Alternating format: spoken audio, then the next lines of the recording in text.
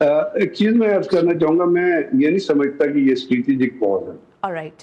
मैं इसको operational pause लेता हूँ, बिकॉज स्ट्रेटेजिकली अगर आप चीजों को देखेंगी तो स्ट्रेटेजी रिलेट रिलेट होती है आपकी पॉलिसी से, और स्ट्रेटेजी रिलेट होती है किसी भी मुल्क के इस किस्म के सिनेरियो में operational operational scope, operational mission और ऑपरेशनल ऑब्जेक्टिव से। ठीक हो गया सर। तो अगर तो आप उन ऑब्जेक्टिव्स को, उस मिशन स्टेटमेंट को और उस पॉलिसी को देखती हैं, तो वो तो अमेरिका जो है वो इस वक्त कंप्लीटली लूज कर चुका है।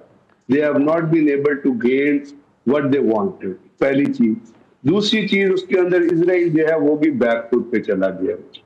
तीसरी चीज ये है कि जो माहिदा डोनाल्ड ट्रंप ने अपने सिग्नेचर में दुनिया को दिखाया था, वो माहिदा उसने खुद ही अपने सिग्नेचर को अपने ही पांव तले रोन दिया, जिससे उसकी क्रेडिबिलिटी दुनिया में, it stays as a super power, but उसकी क्रेडिबिलिटी दुनिया में वो नहीं रही है जो गालिबन उस जिस जंग के शुरू होने से पहले थी।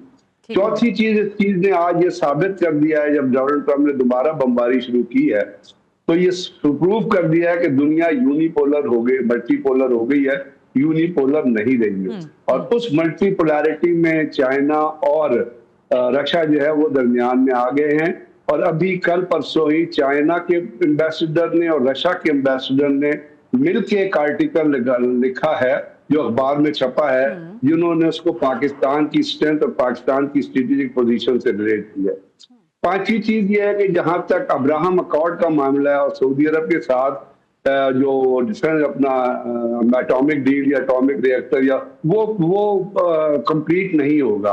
वो डोनाल्ड ट्रंप ने एक डेट फेंकने की कोशिश की है सऊदी अरब को कि जी आप प्लूटोनियम को एनरिच कर लें। That is not possible, that will not, क्योंकि अगर वो अब्राहम अकॉर्ड से रिलेट करते हैं तो उस पे, बिकॉज पाकिस्तान का सऊदी अरब के साथ डिफेंस डील है, और पाकिस्तान और सऊदी अरब का जहां तक ताल्लुक, ऑब्वियसली कह रहा हूं मैं, on the face of it जो आप सामने देखते हैं, उसके अंदर पाकिस्तान और सऊदी अरब का अब्राहम अकॉर्ड के बारे में एक ही स्टांस है। और उसके साथ साथ अभी कुवैत के साथ भी पाकिस्तान ने एक डिफेंस डील, शायद डिफेंस पैक्ट नहीं है, एक डिफेंस डील है जिसमें आपने उनके ऑफिसर्स को ट्रेन करना है। तो मतलब कहने का मेरा ये है कि अब वर्सेस अमेरिका दुनिया का जो पैटर्न है और दुनिया की जो लाइंसेज है वो बदल रही है। अब अगर गिडन लेवी जो इजराइल के एक बहुत बड़े अखबार के चीफ एडिटर हैं रैट्स के, वो ये कहें कि इजराइल को तस्वीराती शिकस्त हो गई है और अमेरिका को जो है वो तस्वीराती शिकस्त हो गई है और ईरान स्ट्रेटेजिकली एडवांटेज पे खड़ा हुआ है। अब उससे आपने रिलेट किया, इन तमाम वॉर से आपने बड़ा कैटेगोरिकली रिलेट किया 3 स्टेट्स को। एक स्टेट ऑफ हॉर्मुज़ है, बाबुल मंदब है, और स्टेट ऑफ मलाका है जो 900 किलोमीटर लॉन्ग है, और वो मलाया आइलैंड और इंडोनेशिया का जो सुमात्रा आइलैंड है उसके दरमियान से वो जहाज महाज गुजरते हैं।